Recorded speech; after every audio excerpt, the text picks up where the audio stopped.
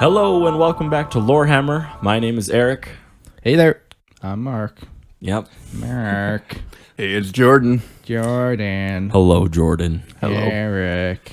Okay, I'm going to turn you right down, Mark. Mark. And joining us today is Rio. Rio. Thanks for having me back. It's good to have you, Rio. Always a pleasure to have you on the show. The late night Lorehammer show.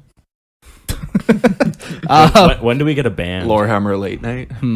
Yeah, Does that mean I can really get crazy with my thoughts? No. Really unleash, because only adults can listen now because it's late. You guys want to hear about aliens? Oh, I do. No, not really. There are 7 types of aliens, okay? The Klexians. Who was telling me a little while ago that our intros are too long? That was me. Oh, okay. And this is what I meant by they're too long. We ramble for 5 minutes about nothing. About aliens. Yeah. This is actually, I've heard podcasts where they go on for like a half an hour before they even touch the topic. Well, that was what we did last time. Oh. No, it was only 20 minutes, but that was like, whoo. Yeah, that's a long time to go without touching on the topic. Yeah. But I'm just saying, generally, Especially since like our content itself is so shitty. So it's like, Right. Well, it's that was like, what I said. You wait 20 Generally, minutes and then you... I feel like generally we're pretty good though. Oh, like we don't sure. like go too bad. with the people intro. should just send us emails saying how they like the intro to Jordan. If you don't like it, Yeah. send it to him as well. Okay. He can shuffle through it all. Yeah. All our I'll make sure I complaints put go it to in my Jordan. suggestion box, Yeah. which is the The trash. trash can. Sounds about right. Before we do dive into the episode, though, there's a couple housekeeping items. The first Just one, bear with us for 45 minutes, guys, Yeah, and we'll yeah. get into the episode. if you want to skip ahead to the episode, just go to Mark 1 hour and 22 minutes, and then we'll start the episode for you. So the first thing we need to do is thank our new Patreon members, and we've got some good ones this week. So Ashton, thank you. Thank you, Ashton. Demica. Is the H silent? Is the H silent? I think the D is. Demica. Mm-hmm. My name is Brittany, This but is- it's this- spelled Demica. Yeah. Thank you to Bradley. Thank you to Julian. Thank you to Onion Pop-Tarts. What would we do without them? Yeah.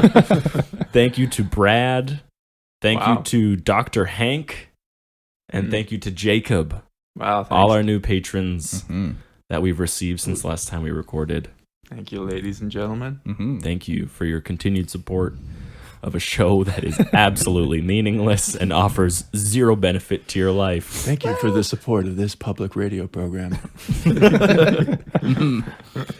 The next thing we are going to talk about, though, is Warhammer combat cards. Yes, sir.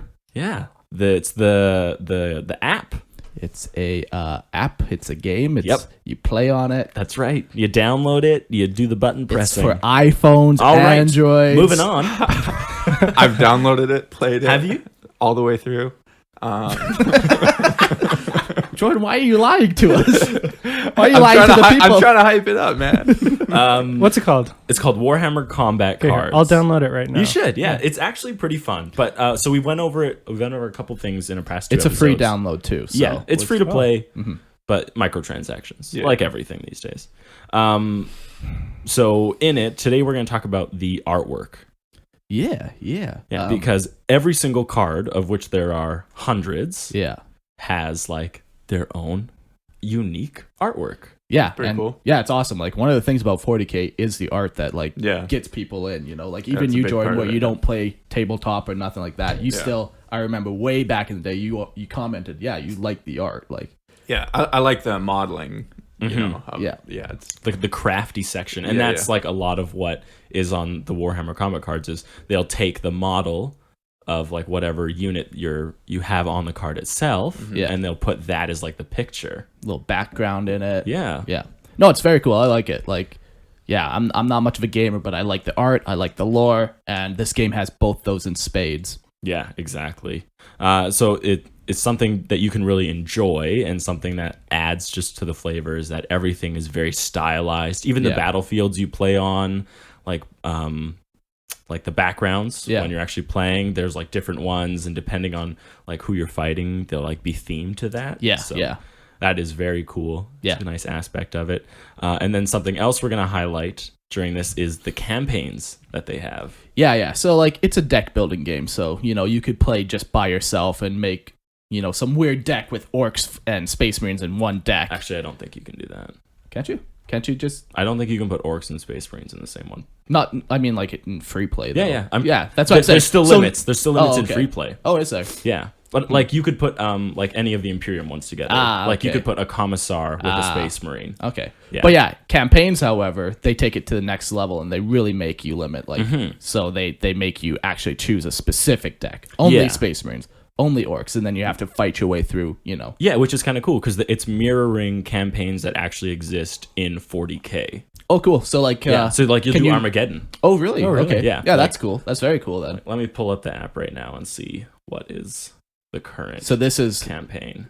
extra 5 minutes right here of Yeah, waiting yeah. for you to load an app. This is That's why right. the intros are so long. Well, No, that's cool. I didn't know that's that just they 'cause I have a did terrible actual phone. like the current existing campaigns. The current campaign is the Skull of Kerngar. Abaddon's fallen legions strike at an Aldari maiden world, seeking a dark prize. They must not succeed. Cool. So in this campaign, you play only as Aldari, Oh, nice. and you're fighting specifically chaos Cool. things, which is it's cool. Like you Oh, yeah. follow like a That's sweet. story Yeah. as you do it, and So obviously, then, like every time you do a new battle or whatever, they give you a new like information blurb. Like now you're no, you fight like just different chaos people throughout the entire of the campaign. Okay. And you just do it as many times as you can to earn rankings. Yeah. And then depending on where you finish in the rankings, like globally compared to okay. everyone else in the world, yeah. you get prizes. Oh, okay. So you're actually yeah. Yeah, That's cool. it's very cool. Yeah. That's I very Yeah. much enjoy it. yeah. It sounds like a cool game. Like So you like guys, 40K and you like apps. Like yeah, it's what check it out. we've gone over it before, but it's a quick game. Yeah. Just you should download it, check it out, Give it a whirl. give the old college try. Yeah. Exactly. Yeah. All right. Moving on. Okay. Sorry. I know one more thing. One final thing, but this is a good one. Well, they're all good, or else we wouldn't. Oh do it. shoot! Oh yeah, I forgot. Yeah. I mean, That's how this works. Mark. What are we talking about here?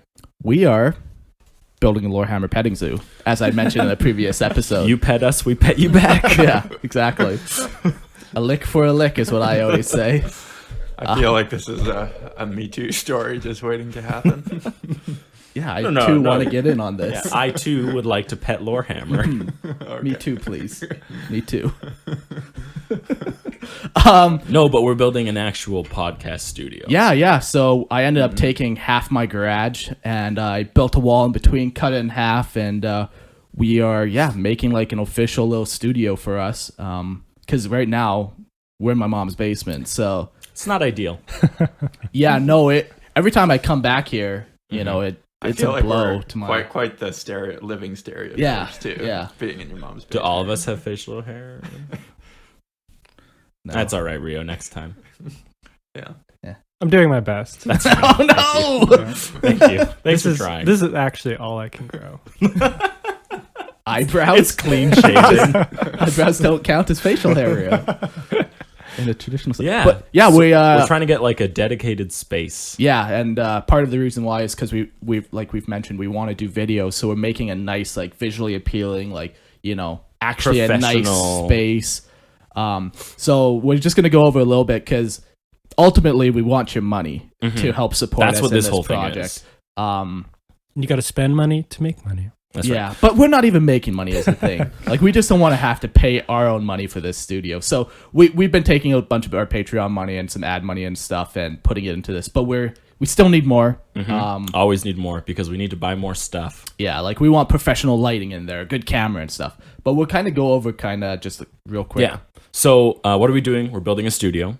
Done What have it. we done so far? So Yeah. we've put the wall up. Yeah. It's been mudded. Yeah, and yesterday I Ceiling. just finished painting it. So Yeah. kind of the next big step is doing the flooring, doing some electrical, and then A lot of the soundproofing. electrical has been done. Oh yeah, but Yeah. Floors have been bought. We just need to put those down. That I'm doing today. Yeah. Can we do progress pictures? Yeah, I've been taking Yeah, pictures. we of have the some way. pictures. We'll put Really, those it's up. just pictures of my face and like the disgruntledness of it. Like I started the project all happy, and you can see the various stages of depression seep in. So that's always nice. Yeah. But yeah, So that's what we've done so far. Yeah. It's about, I don't know, like 60% there. yeah. The hard stuff's all done. Now it's kind of more just like picking out the right soundproofing, picking out the right lighting. Like Yeah. it's not hard, but it's Expensive, first of all. Yeah. So what does having a studio do for you, the listener? not the people. No, I like- just felt like it was a little played out. Okay. Just kidding. I was going to do that later. I was saving it, Mark. Yeah, so the big thing is, like I said, we wanna be able to film it, and part of that is like we want a nice area. So like, you know, we plan on building a nice table with like a TV in the back so we can pull up images and, you know, have just a nice setup so you guys can Yeah. enjoy watching, because lots of people It's going to add another dimension in your ability to enjoy Yeah. four dudes talking about a make-believe world. Yeah.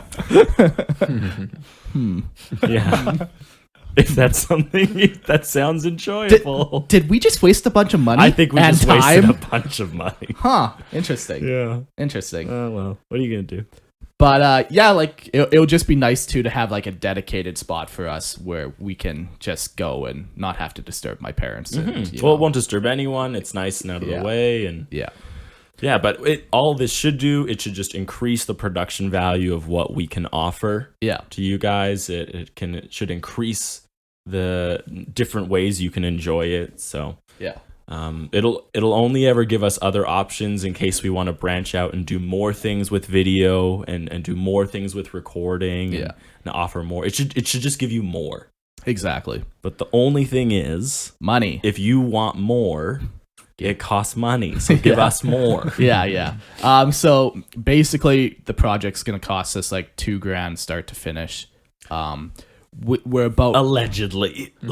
No, that's now my highball. Is guess. it? And that's including the mudding and stuff. Like we had to pay for a professional mudder, which was like $650 to do. So it's like, Yeah. whew. But on that note, like, yeah, contribute, help us. Mm-hmm. We're making a lot of progress. Like we're gonna get done by the going next time quick. we record. Yeah, we will be But- audio recording in there by next week. Yeah, but then we still need a bunch of money for cameras, lightings, and kind of Yeah. more different things. But help us. You can contribute. You can do one-time donations to Exactly. us through PayPal, if that's your shtick. Yeah. Or you could just consider becoming a patron member and have me butcher your name as we say Yeah. thank you to you. For the low price of $300 a month, you can feed Mark, Yes. and so he will continue to make sl- content. Yeah. But no, seriously, guys. Like, even if you can just give us like $1, you know. Yeah. We have like 10,000 listeners, so it's like if everyone gave gives a buck, $1, just imagine how crazy of a studio we could build. You know. and then imagine how much more crazy content we would do. I'm Yeah. quitting school if that's happening. Yeah, like We'll yeah, just make videos for you guys. Just really all consider day. like a one-time donation. You know, Sure. if somebody gave $50, that goes a long way towards like that $2,000. You know, it doesn't take long before that adds up. if everyone contributes yeah. and joins the commune. Exactly. So please help. I just want to give one shout out to Matt. He was on our last episode. Actually, he flew to Canada from the UK just to hang out, Well, to make love. allegedly it was for his vacation. Oh no. I don't know how his wife tagged along on that, but somehow she did. It was supposed to be just him. Yeah, it's supposed to be me and Matt forever and ever into the night. But You go to the airport and you're like, "Who's this bitch?" yeah, I was like, But so he had a little bit of vacation money left over, and he ended up giving us a huge chunk of money. Like he gave us £300, which was 500 Canadian. Wow. So it's Wow. just like Very generous. very generous. So It's amazing. Woody, I'm sorry, you're not the highest contributor now. no. I know I had to break the news to Woody, him. no. But he vows revenge, and I don't know what that means. Whether it's more money for us or murdering, I don't know. But that's the new bar. Thanks again, Matt. That's the new bomb. If you don't pass it, you failed. Yeah. So please help us contribute. We're doing this for you guys. Like me and Eric and Jordan, we haven't pocketed any money off of Lorehammer yet. We're just trying to put everything back into the podcast. So help us contribute. We'll do better stuff, more stuff, different stuff.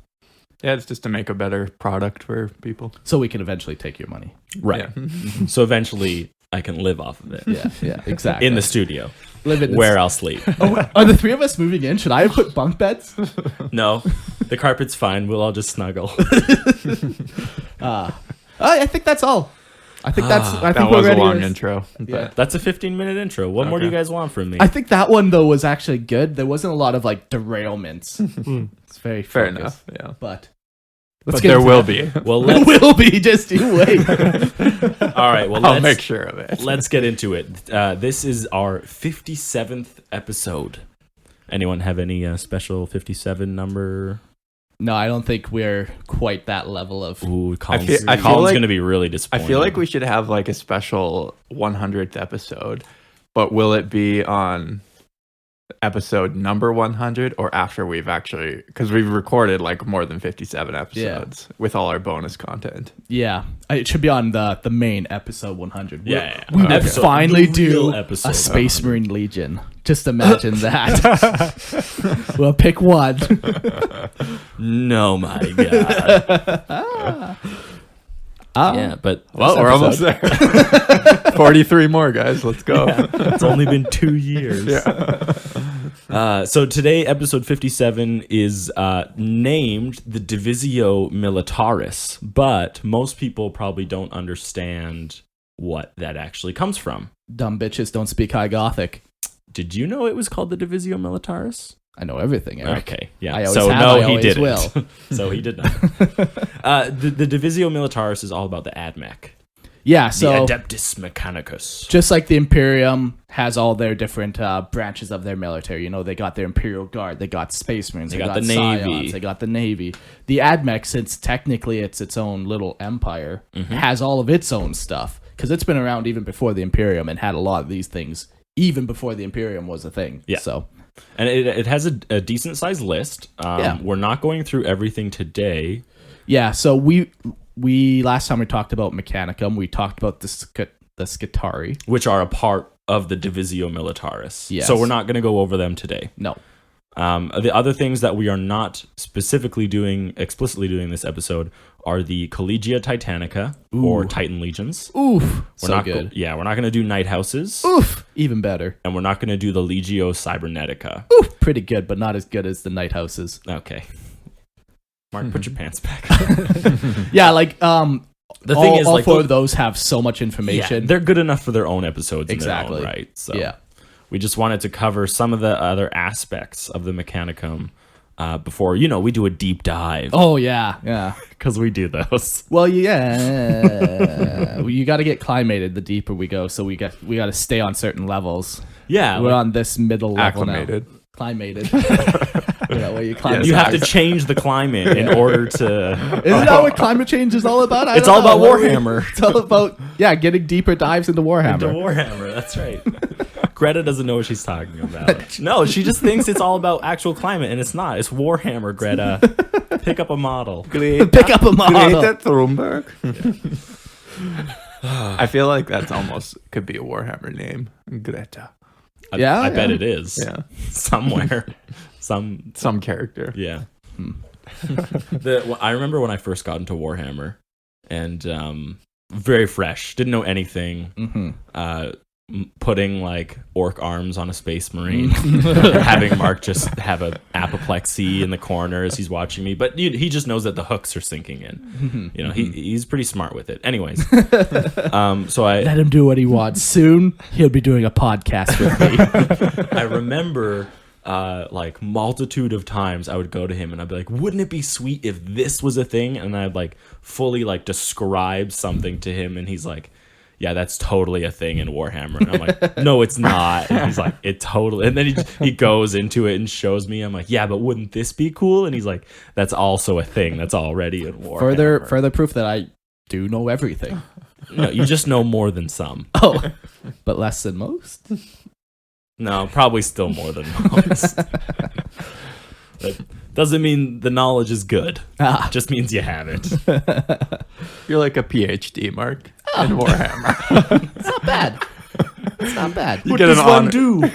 I teach. That's all I can do. Oh my goodness. All right, so let's go into the actual aspects of the Divisio Militaris today. The first one being the Centurio Ordinatus. Very cool. So this branch is responsible for the massive war machines, each made uniquely with a unique and specific function and unique purpose. With the Centurio Ordinatus are some of the most revered machines of the machine cult. Yeah, do you guys get it yet? Unique. They're very unique. Unique. Singular. Yeah. Yeah. So these machines require disturbing amounts of resources to create. And most Forge Worlds, they either can't create them just because they don't have all the resources, or they're not given clearance or authority from like the leaders of the cult Mechanicus to actually create them. Yeah, like as we get into some of them, These are holy machines. Yeah, and some of them could be just, the miles long or size of mountains. Or just do crazy things. So, yeah, like each one to even do, yeah, you need some clearance. You can't just build these Yeah, things. you can't just, even though one of them was at one point willy-nilly put together, it like barely lasted. It was, there was like a crashed Mechanicus like void ship on a planet, and some guy took like a cannon and put it on something. Put a starship's cannon on some tracks. And exactly. There you go. Like, personally, sounds a little bit heretical to me, but, the Imperium will understand. Yeah. Mars will understand. For their creation, they require specialized tech proofs with special or specific augmentations. Unique augmentations, almost. Unique, yes, very unique. These tech proofs will also use these special upgrades to man the war machines.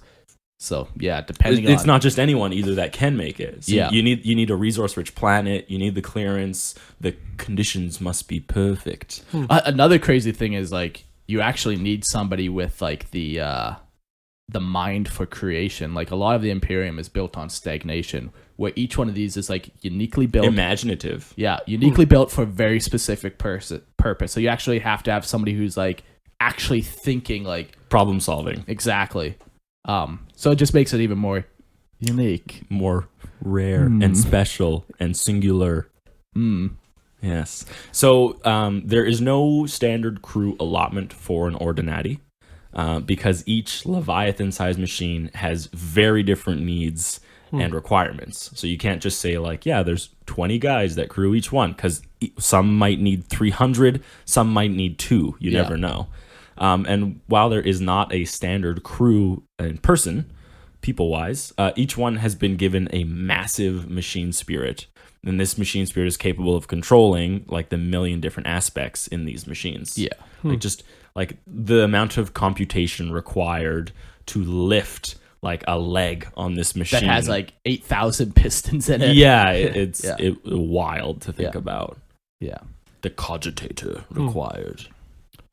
There are no duplicates of Ordinati, as they are purpose-built. As for example, the Ordinatus Mars was created with a sonic disruptor, while the Ordinatus Priam was created to tunnel through the planet and bear troops to the other side. Yeah, and like why they didn't go around the planet, who knows? Maybe it was so heavily defended, they're like, we'll just go through the planet. Wow. Yeah, so maybe it was all in secret, and they're trying. Who knows why Priam was built to tunnel? I'm sure there is a reason. I just don't know it.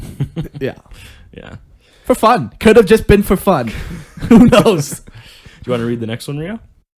Sure. Yeah, there you go. Each war machine is named for the planet that it was created on, and it's not unheard of for these machines to be too large to remove them once they have served their purpose. Yeah, so that's crazy. Sometimes they're so big that they just can't get them off planet. That's insane. So once they're done... and just for even like references, like there's, Warhound Titans, Reavers, Warlords, Imperial, Emperor, and they can get all those Titans off, even though those Titans, hundreds of feet. Yeah, like hundreds of meters, some of them. These giant, almost city blocks. They can get those off, but Ordinatuses are so big they can't You can't get them off.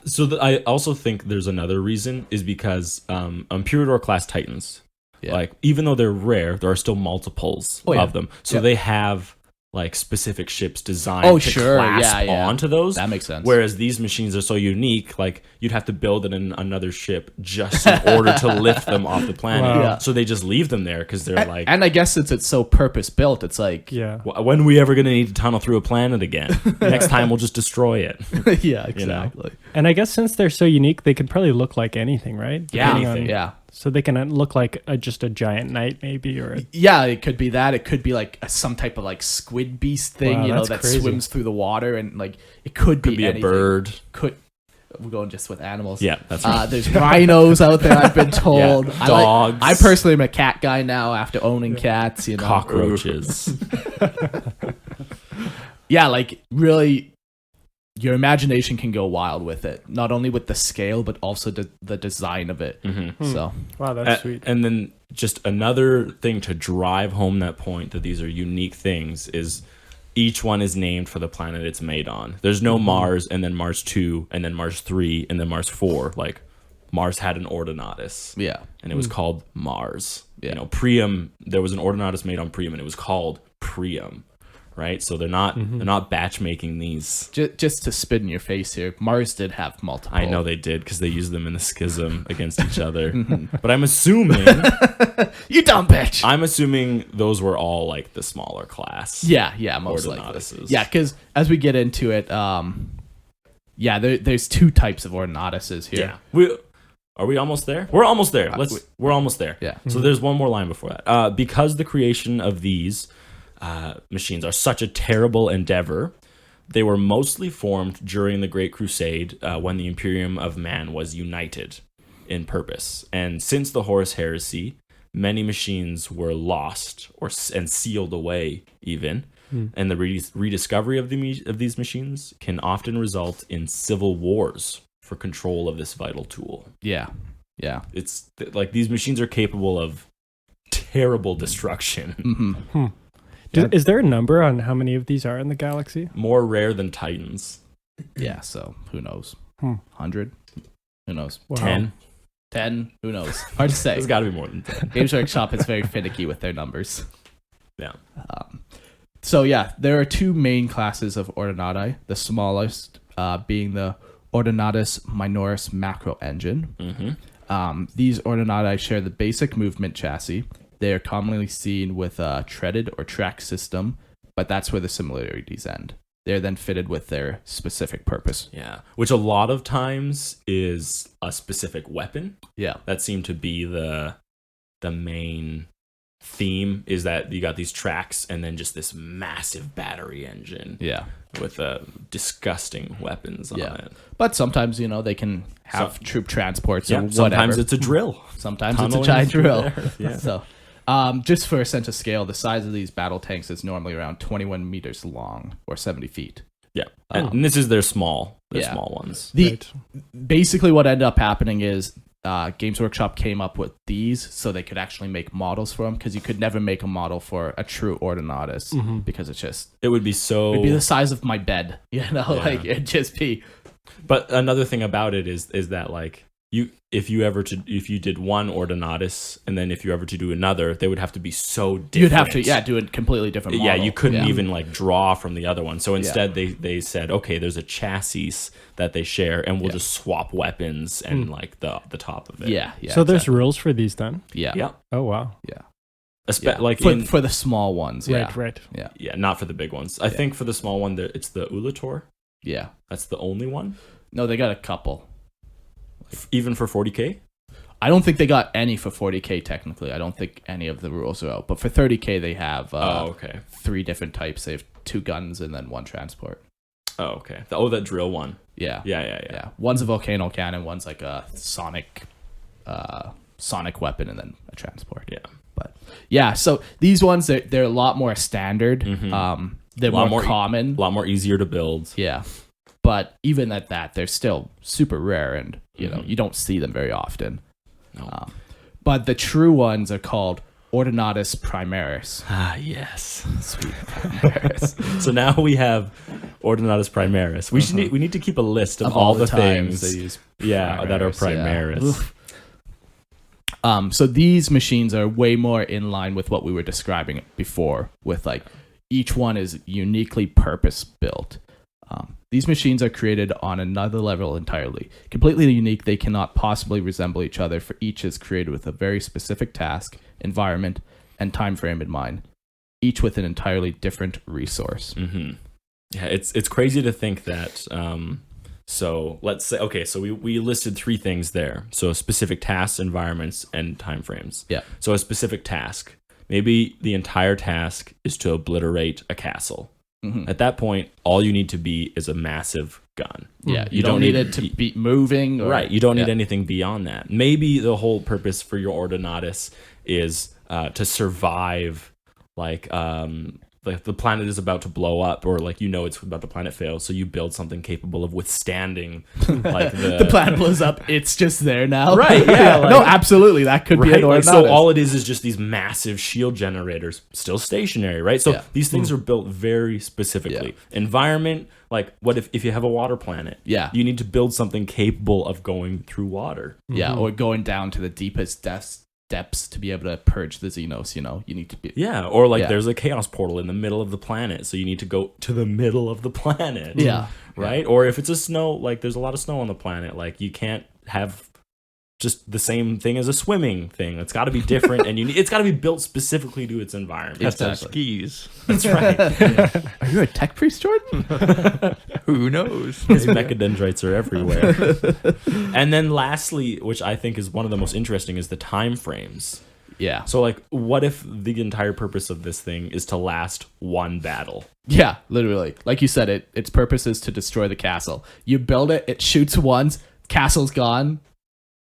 Okay. Yeah, like they're not going to take it apart because it's a holy relic. Yeah. But there's no reason to ever use it again. Yeah. Right? Like what could possibly, now that they've destroyed that, what could possibly rise up that warrants using this weapon? Yeah. Or like it might just be like, if the shield one that I said earlier, once the planet is, just like destroyed and it's all that's left, it served its purpose. Yeah. Yeah. Right? So no one's saying these things have to have a purpose beyond what they were initially created for. Yeah. Yeah, it's very interesting. Mm-hmm. Before these behemoths are unleashed on the battlefield, they must be blessed by the Lord Centurio Ordinatus, and during battle they are protected in the same manner as the fabled Titans, with the Skitarii. So those are just elite Skitarii troops. Yeah, and basically, they're equipped with like shields and spears. So like, if anything starts climbing on the Ordinatus, they repel them from it, and they protect them. They protect. But like each one is just, it's so crazy. You could really go wild with it. You could write some really awesome stories around something like that. Yeah, it's interesting because there's not a lot of stuff in the Imperium where there's room for creativity. Really, no. Some would say that's frowned upon. Yeah. But like this, you could really come up with just something crazy. Yeah, I like and that. And it could be like, this long treasure hunt for RPG campaign where you're trying to discover this, So, that's kind of the information we have on that. Hell's Reach has one. Yeah, Oberon. Yeah. Formerly Armageddon. Because they're called for the planet they're built on. So original name was Armageddon, but it is now called Oberon. And it will soon awaken. Yeah. Yeah. So up next. That's the Centurio Ordinatus. Yeah. They just make giant crazy machines. Giant robots fighting each other. Ooh. Up next we have the Auxiliary Myrmidon. Yes, an ancient order, founded even before the Imperium. The origins are unknown, but Mark and I kind of had 2 separate theories on how we think the myrmidons happened. We didn't write it down, though. No, we didn't. I forget. No, what was... I remember yours because I liked yours better. Yours was Ooh, that's right. Okay, let's hear it. So mine. So the thing about you need to understand about myrmidons is they're kind of addicted to war. Yeah. And they're constantly trying to upgrade themselves so they can better serve in like the theater of war. So you get like a tech priest who is like, you know, augmenting himself, but then he solely purposes all his augments to war. Yeah, not a single thing into fixing anything. Yeah, no creation, Yeah. no like nothing like that. It's everything is purpose. Like his mechadendrites have been switched to like pistols only. Yeah. Right? And he only carries these weapons, and all his like limbs have been replaced to specifically aid him in that theater. And so at some point, like you just reach a point of no return. Yeah. And then you've perfected war so much that you don't really belong with any of the other tech priests. So you find similar minds. So you find people that are similar in thought to you, of who are also perfecting then you war. start some cool little cult. Yeah, kind of separate from others, but because you're still so useful, people they Secret keep you around. handshakes. Yeah, and then at some point you name yourself the Auxilia myrmidons, and that's how That's you form. history. That's all of history, I think. Yeah, and then the Emperor comes. So I forget what mine was, but yeah, that one's pretty cool. I could definitely see that's how it could have happened. So, like we were saying, they're masters of war, knowledgeable in siegecraft and all weaponry. They are elite warriors augmented beyond even engine seers. They are so successful in war that they have also been dubbed war savants. There are very few myrmidons in the galaxy. Interesting. So something that's I didn't really like is their knowledge of siegecraft. So if you were to go do research on them, you will first see that they are like masters of siegecraft. Yeah. But if you kind of disregard that and then just like read everything there is about them, you will not come to that conclusion that they are masters of siegecraft at all. So it's a little weird. Does siegecraft have like a definition that I'm not aware of, I wonder? Like sieges are like long drawn, Like that's what I would classic typically. medieval. Yeah, that's what I would think. Yes. But like maybe if you actually look in the dictionary, it has like 0.2 definition. I don't know. No, 'Cause, yeah, it just doesn't fit. It at doesn't all. fit them. But still, not as well as like a master of war or a war savant. Like Yeah. if you're a war savant, like aren't you also masters of like the quick alpha strike? yeah, exactly. Right? Like you know Exactly. siegecraft and you know alpha. Would you say that you know the perfect time to? I would strike? say that you know the perfect time to strike. Yeah. So yeah, definitely war savants is a better way of describing them. Mm-hmm. The Arc Magi are the only voice they listen to, and there's one of these per Forge World. Per planet, Yeah.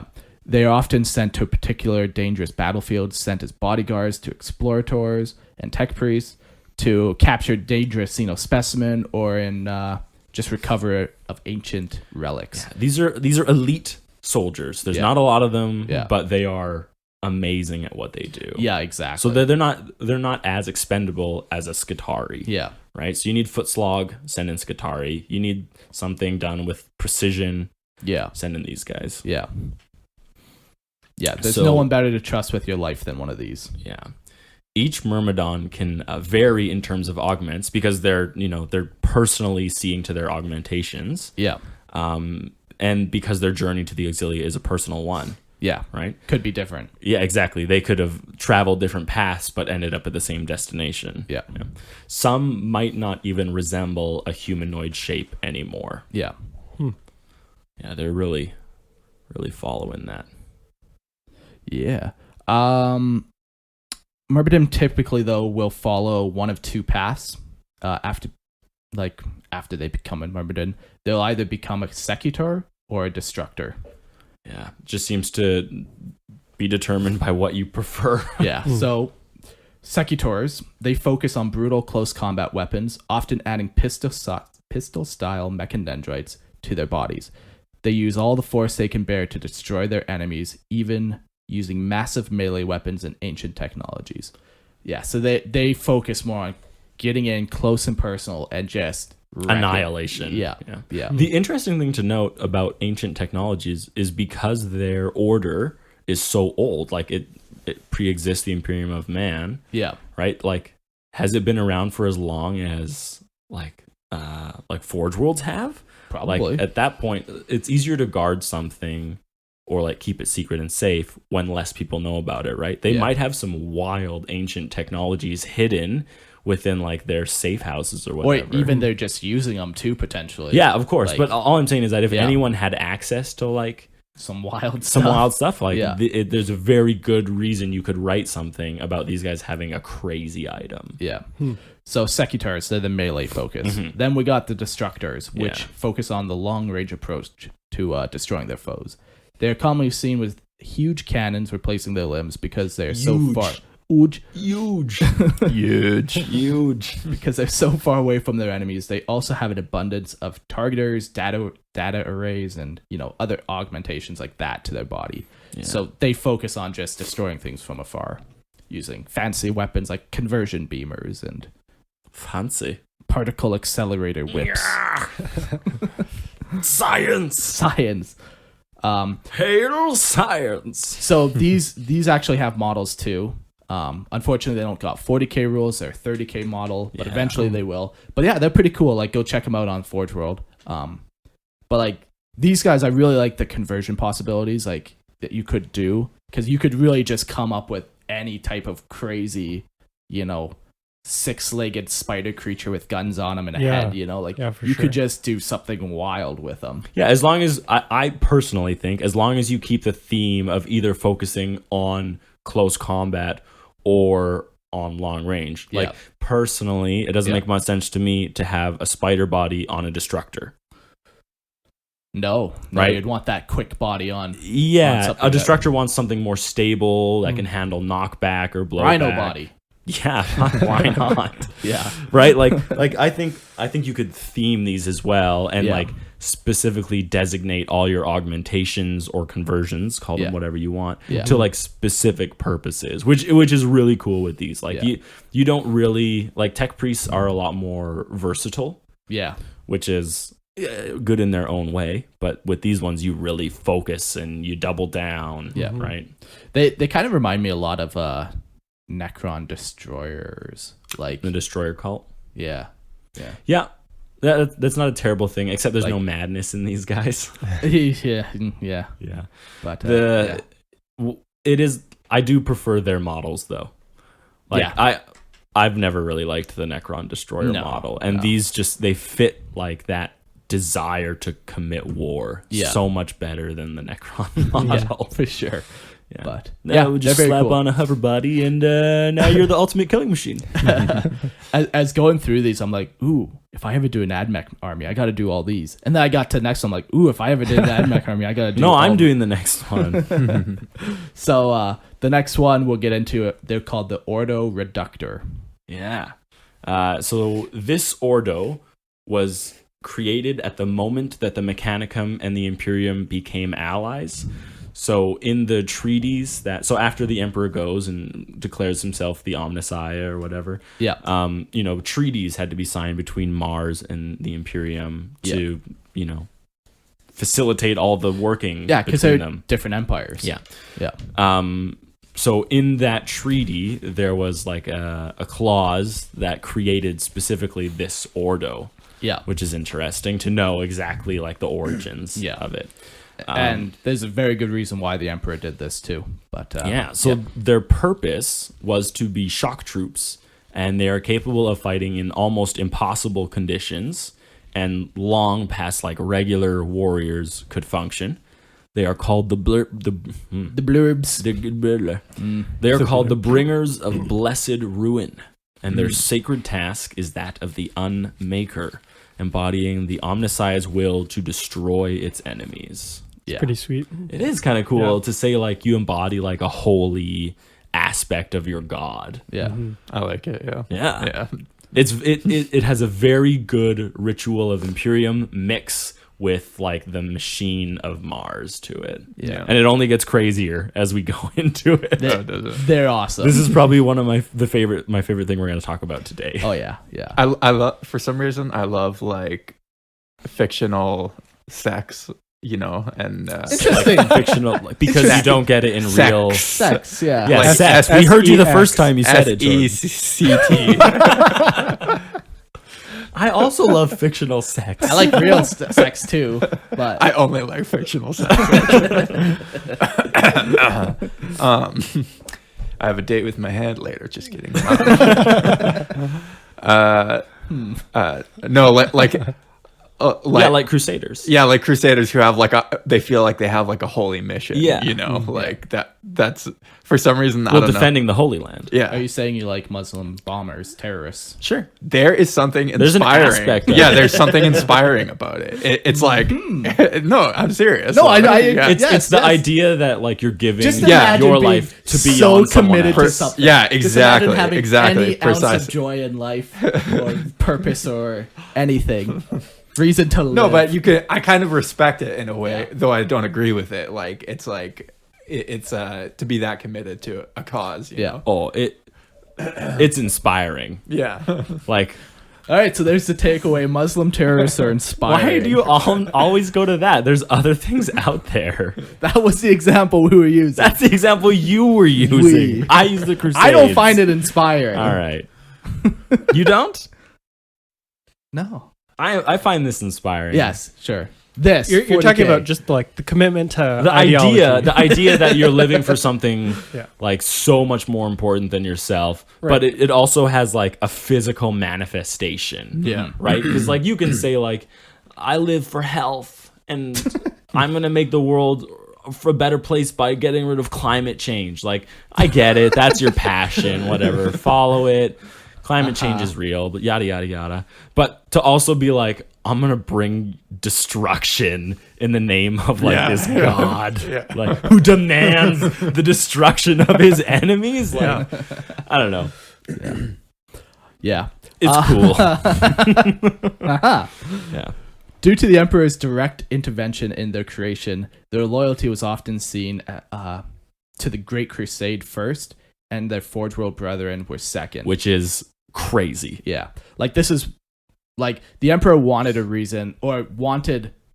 So he makes the alliance, Yeah. and then he wanted something where, like, the Mechanicum are guaranteed to help in the Crusade efforts. Yeah. Because, like, yeah, the Skitarii are, you know, fighting in the Great But Crusade. but it's mainly they're not- only when the forces of a Forge World are deployed. Exactly. It's not an all the time thing where the Emperor wanted like an actual commitment. They to wanted forces. a fighting force. Yeah. So he created them, or put in the treaty or whatever. Yeah. But it should be noted that the tech priests and the magi given to the Ordo Reductor were already outcasts of their Forge World. So they already didn't belong in their Forge World. So instead they're like, well, you know, we'll go join the Ordo Reductor. Yeah. Still have a purpose. Yeah. And like tech priests and stuff usually don't like the Ordo Reductor. Like, yeah, they're definitely they're noted as a separate thing. You know, They're outcasts. definitely. Yeah. And so, like, if you're like an outcast or everyone treats you like one of the perceived benefits of joining the Ordo was that tech priests could remove themselves from the politics of a Forge World. They no longer had to worry about what all their other tech priests and magi were thinking or whispering about behind their back. Yeah. Because they were giving themselves to the Great Crusade. Yeah. Right? They're giving themselves to this idea that they're serving their Omnissiah as like his will manifest. Yeah. They know what they have to do. Nothing else concerns them. Yeah, exactly. And they didn't have to. Yeah, they didn't have to worry about it. Yeah. It's like I think this is a really well thought out piece of lore within 40K. Not everything is, but this one is. Yeah. Good. Good. It's good. When the armies of humanity failed against their enemies, the Ordo would be then called upon to analyze the threat and sufficiently equip its forces to bring it low. Yeah. So they weren't like They're not an all the time army. Yeah, they're like, oh, they're not the tide that's used on like the initial contact No. with enemies. no. Yeah. You use these if you're too lazy to build an Ordinatus. You lack Yeah. the commitment. That's right. Yeah. You weren't given the clearance. Yeah. The forces are led by a Magos Reductor who knows the perfect time to siege, exterminate, and commit warfare. The perfect time. Perfect. He's a genius. That's an odd throwaway comment. I don't know where it comes Isn't from. that our entire podcast? Throwaway comments. It is funny. Sometimes we get like negative reviews where it's like, these guys are too memey. It's like, but all we do is just make up our own memes, I think. It's not like we're like I don't know. I don't think we're super memey. Just our own memes. Like the perfect time to strike. That's our own meme. That is a meme we did. That's something we created. We did with our own hands.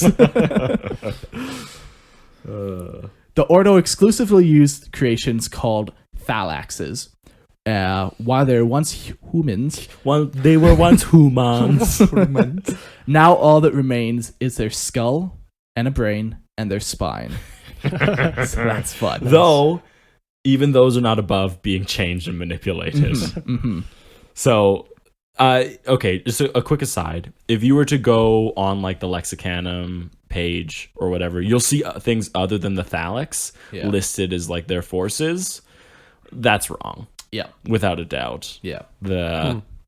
Yeah, like a lot of their things are actually like Legio Cybernetica. Yeah. But from our research, all we could find is the Thalaxes were like the only confirmed like troops for the Ordo Reductor. So to me, you've got your Magos, you've got your Tech Priest, whatever, and then just Thalax. I think I found the reason why that happened, that miscommunication on Lexicanum, is because it says that the Ordo Reductor lends out these troops to gain favor. So you would often see them fighting alongside the Legio, like the Cybernetica, the automata or whatever. Yeah, Legio. So then, like, if you're looking at art right away, you'll see pictures of them beside the Legio Cybernetica. So then you're like, oh, they must be part of that, or vice versa. Yeah, someone just assumed. Yeah. Come on, it's 2019. Okay. And that's a meme, Mark. What's a meme? Yeah, mimetic culture. Yeah, okay. So let's talk about Thalaxes, because this is where it gets really wild. Yeah. So they remain humanoid in shape, even though there's still only a skull, brain, and a spine left. They are slightly taller than Primaris Marines, just to give you a sense of their scale. And they are covered in their version of power armor. It's called like loci power armor. Yeah. Huh. Apparently it was a precursor to Space Marine power armor. Oh, really? There's a little bit of both. Elements. Yeah, they're like, they take models from each other. Yeah. But they actually have like miniatures. Yeah. And they're pretty cool looking. So, yeah, they're pretty tall. They're pretty bulky, just covered in armor panels. Like a Terminator-ish? Bigger. Think bigger. Oh, just yeah. Google a picture of it. Yeah. But they're slightly taller than a Primaris Marine. Primaris Marines are bigger than Terminators. Oh, yeah. One of the cool aspects of their armor, though, is their faceplate. So they got like... it's like a glass. Yeah, they got like a cone face with like a dark black visor. It kind of throws back to Eldari. Yeah, kind masks. of. Yeah. If you had to compare them to something, I would compare them to Eldari. Yeah, but they're so fucking cool looking. Yeah. So similarly to Dreadnoughts. Yeah, exactly. Yeah, those are sweet. And so they're a little bit bigger than the Space Marines, so they're probably like that big. Wow. Yeah, they're pretty fucking cool. Yeah.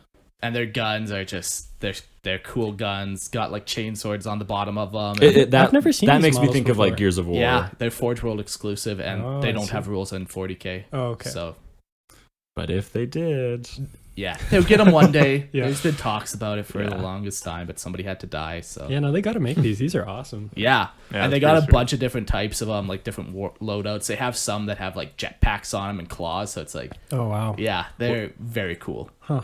So we'll get more into how cool they are. That's right.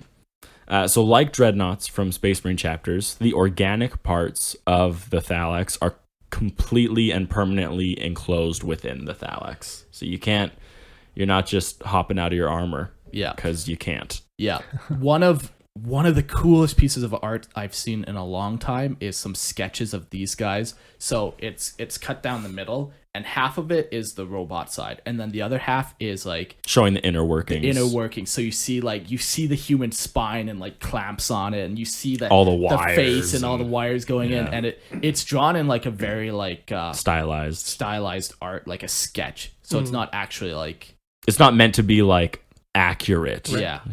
But it's meant to give you the feel of what it is. Yeah. So you can very much see when you look at that. Oh yeah, you're not getting them out of there. Yeah, they're a part of that. They're pretty fucking in there. Skitarii who fall in battle are the most accessible and willing subjects to become a Thalax. Yeah. So, yeah, we'll get more on that after. So now covered by a body of metal, modeled after Space Marine power armor, they callously and coldly cut down their enemies. So they've turned into just even greater machines of war. Yeah. But being placed in this body places great strain on the psyche of the inhabitant.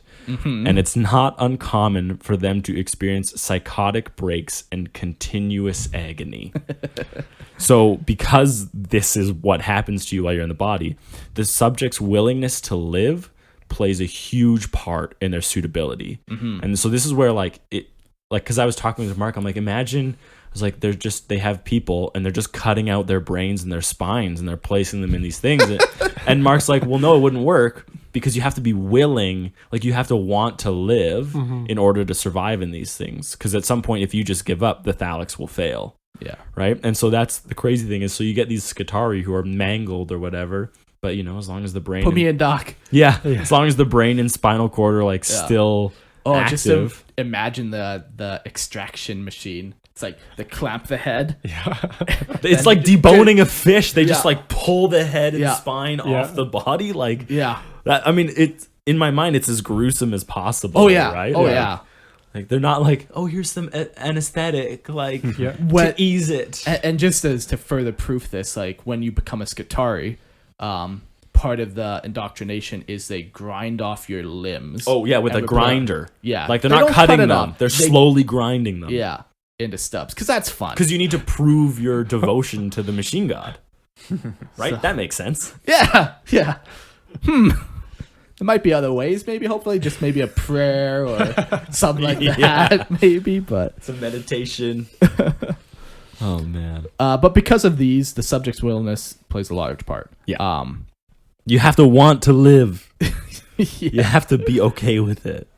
The brain function of the Thalax isn't subdued in any way to allow them complete awareness of the surroundings and the ability to react to it. So lots of times you'll see people tied into machines and stuff, and you have examples of servitors and stuff where they're just brain dead, built for monotask. Where these guys are fully conscious of what they are. Yeah, and a lot of times when I imagine it, people wouldn't understand. You don't understand what's happening, right? Like you're effectively lobotomized, right? Like you're just a drooling idiot performing as a servitor, performing a mindless thing, right? Not knowing what's happening. And these guys, they even have less organic components than a servitor, but they still experience everything. So people talk about phantom pains when they lose an arm or whatever. You've lost your whole body. Right? And your brain is at the point where you're still experiencing everything all the time. And if not experience even more, because they have so many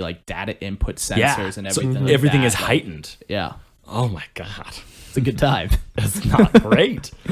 Yeah, but it's crazy because they need all this ability to process in their brain so they can be better soldiers. Yeah. Right? They need people who can problem solve and who can react and aren't just, an extension of a machine. Yeah. So even though their existence can be one long stretch of agony, there is a way to ameliorate or deaden or lessen the pain, really. And therapy or what are we doing here? Well, mindfulness, practicing meditation, transcending. Actually, what they do is they cut out the emotional centers of the Thalax's brain. Yes. They don't just download an app. And by doing this, the Mego brings blessed relief to its creation. Are you in pain, Johnny? All right, here, snip, snip, snip. Now you can't feel pain anymore. How you doing now? Oh my God, that's wild. Yeah, I love these guys so much. Oh, they are very cool. Yeah. They're wild. And as soon as you start looking at pictures, you realize these are customizable. They're not rank and file Thalax. You want a Thalax that has claws, put claws on it. You want a Thalax with a massive gun, change it so it has a massive gun. Yeah. So we were talking earlier, if you do an army, just do an entire army of these guys. Oh, I totally would. Yeah. They're That'd be awesome. Sweet. Yeah. They usually carry heavy weapons into battle, advancing in a tide of death on the battlefield.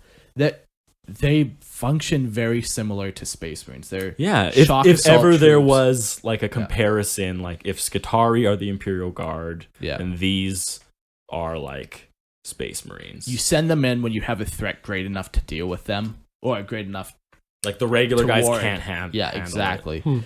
And like Eric said, you can just kind of give them crazy different weapons. The one that they have, I forget what it's called. I'm gonna Google it. Ursarax? No, the one gun. It's very cool. I gotta look it up here. Should we continue? Just make some small talk amongst yourself. No, rabble. Why wouldn't they just make more of these and use them more if they're so good? Like, what's the? Well, like just off the top of my head, I can think of a couple reasons. One is they die a lot in their creation because it's just so tough. You need something willing. Right. The other is that like to be a part of the Ordo reductor means you don't really function in the Forge world. Right, so you miss out on being part of the community that is the cult Mechanicus, which I think is like a big portion to being in the Forge world. Like you want to interact with other people in your religion, right? Right. Humans are social. These are outcasts. Yeah. Right. And it's not a good life. Also, it's kind of a shitty existence. Yeah. So it's called a photon thruster weapon. Interesting. The arcane secrets of these deadly beam weapons are closely guarded by the tech priest of the Mechanicum. When fired, it unleashes a howling, needle-thin beam of blackness, able to pierce through the densest matter and easily able to rip the most heavily armored men and machines apart. So it's antimatter? Kind of maybe sounds... I don't know. I don't know what antimatter is personally, but well, it's the sounds opposite crazy. of matter. Yeah. We can build one, Mark. It's easy. The power source of these weapons are extremely unstable and little understood even by the tech priest himself. And a catastrophic failure can lead to its wielder being consumed by raging black flames. That makes sense. That sounds good. Almost sounds like warp fuckery. Yeah. Yeah.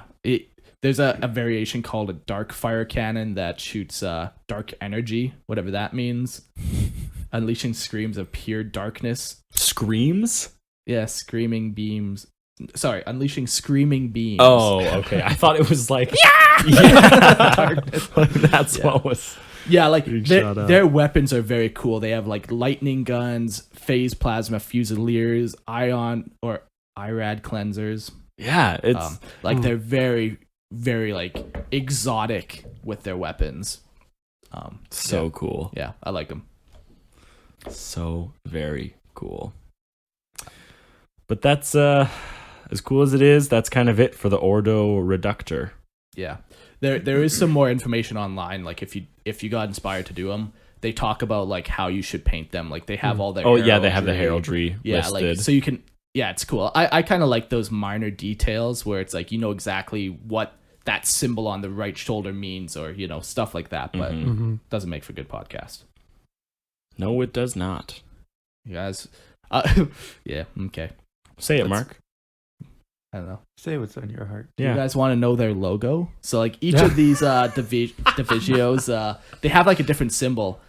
So these one, it's like a full cog, and then it has like a castle with a lightning bolt through it. Like it's like fuck that castle, they'll just destroy anything.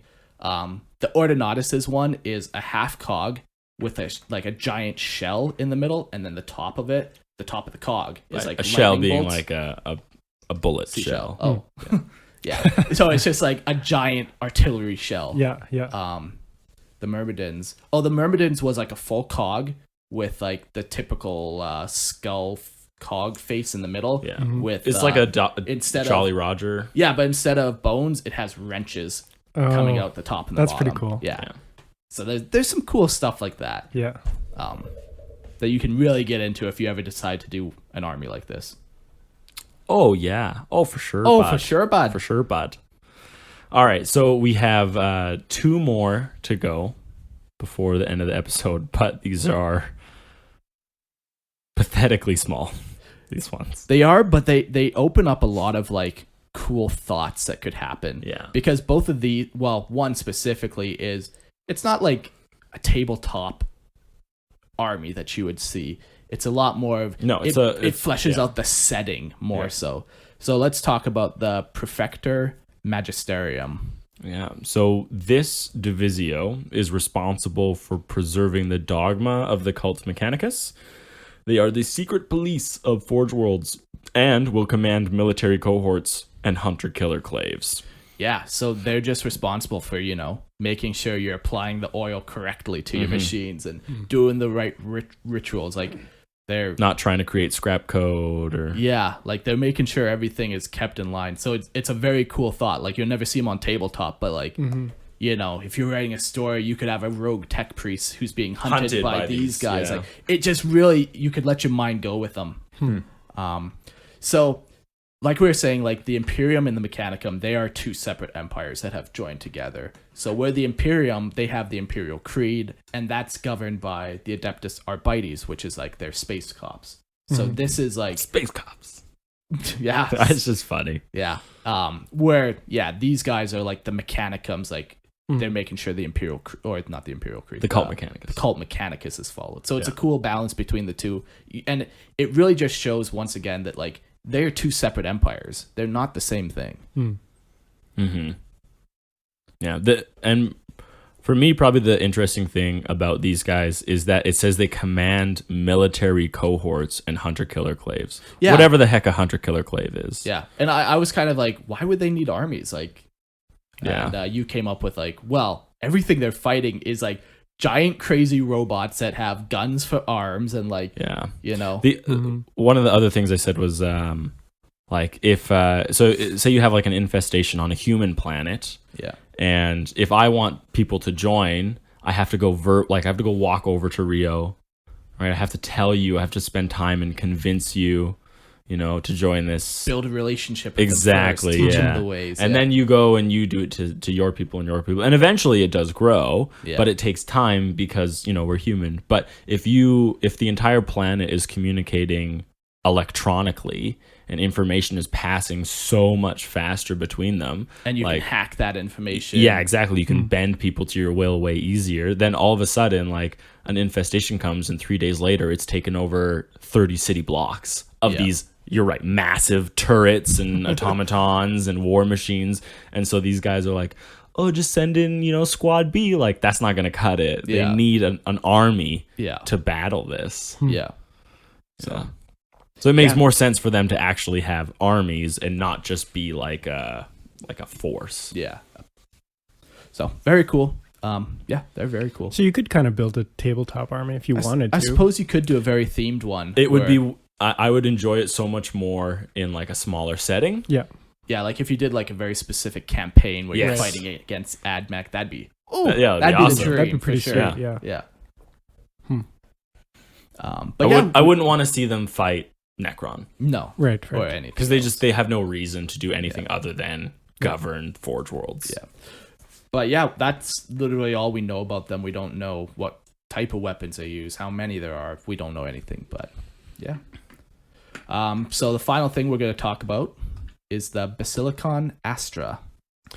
So the Mechanicus builds and maintains their own void ship fleet as well as the Imperial Navy. And that's effectively like the main thing that the Basilicon Astra does. Yeah. So they have a huge variety of ships at their disposal, from smaller landing craft like the Aquila Lander to massive Arc Mechanicus ships. The largest ships in the Imperium. Yeah, which, once again, is not thousands. We'll go hundreds of millions. Hundreds of millions. Of centimeters. No, they're, like 10 kilometers long. They're just populated by 100,000 people. But these are bigger than the Imperial... Like the biggest one that the Imperium has, these are bigger than them. Yeah. Yeah, and so like they don't, but the Mechanicus doesn't give these out to the Imperium. Yeah. Specifically for the Mechanicus. Yeah. So they have their own fleet, billions of ships, from small landing craft to these massive ones.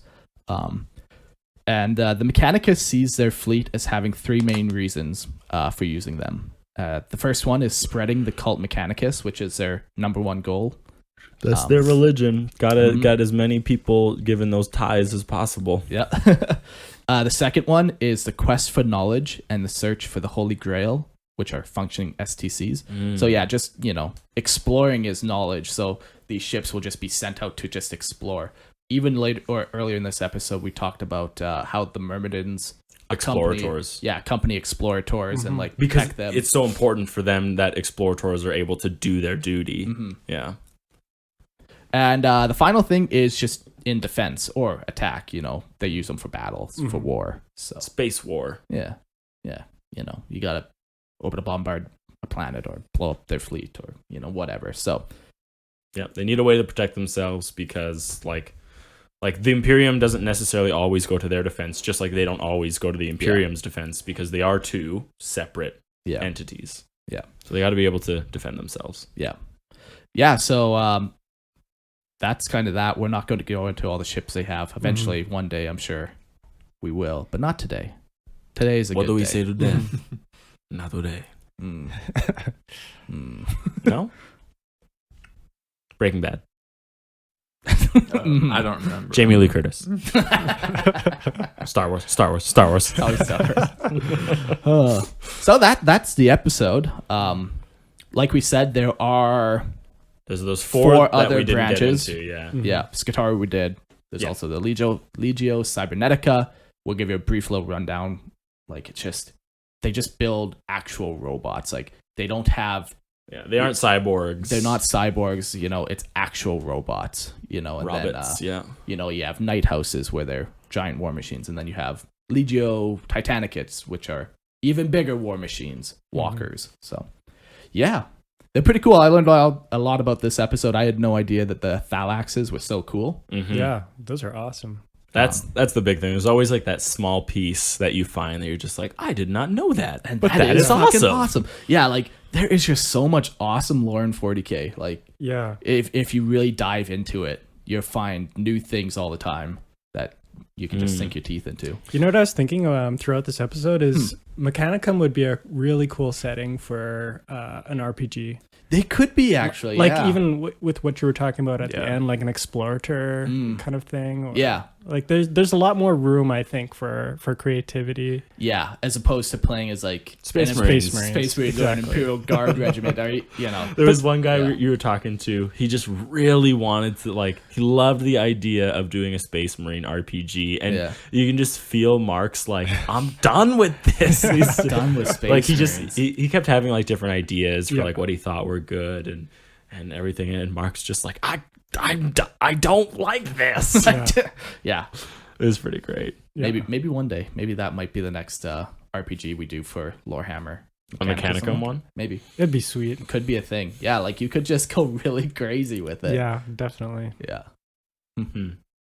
Well, we just started a new one Yeah. Mm-hmm. It's been pretty amusing so far. on Thursday. Yeah. Yeah, especially Eric's character. Oh, God. Yeah, Eric's playing a Disney princess in Yeah. a Pathfinder game. And it's too good. That's what. That's the problem. It's so good it makes you want to kill Eric. Like it's just like, oh. Wait, how did you get so good at being a Disney princess? I am a Disney princess. Just Disney give him just a little doesn't- bit of your voice. Just No, it makes me on. nervous. if I was to say, Yeah. let's go wander into that dark forest. Oh, I don't go into dark forest. No. That's not something princesses do. Oh God! I'll go if you protect me. Oh, it's so good but so bad. Sick. It's pretty freaking great. Yeah, it's awesome. Yeah. Yeah. Good stuff. So that's it. That's the episode. Check out all our stuff. Please help contribute to the studio.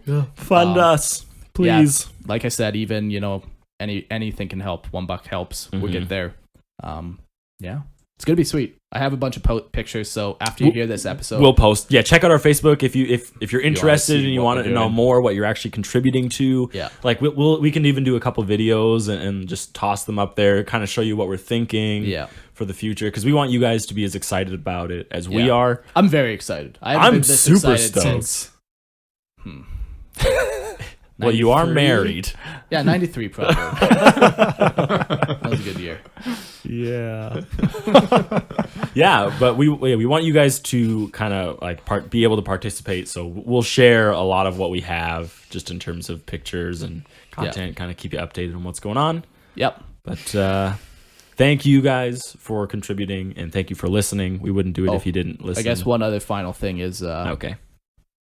We are still taking listener lore submissions. I know we never really talk about it, but That's because it's been like 4 months since we've done one. yeah, but we still take the submissions. So if We're you're going to hearing do this- them eventually. Yeah, and as soon as we have a huge backlog. as soon as this place is like set up in that new studio, it's way closer to all of us. Yeah, it's way I don't easier. have to set up like a time to do it with my parents when they're free. It's and- way easier to access, Yeah. so we can just push more content. Yeah, exactly. So send us your listener lore.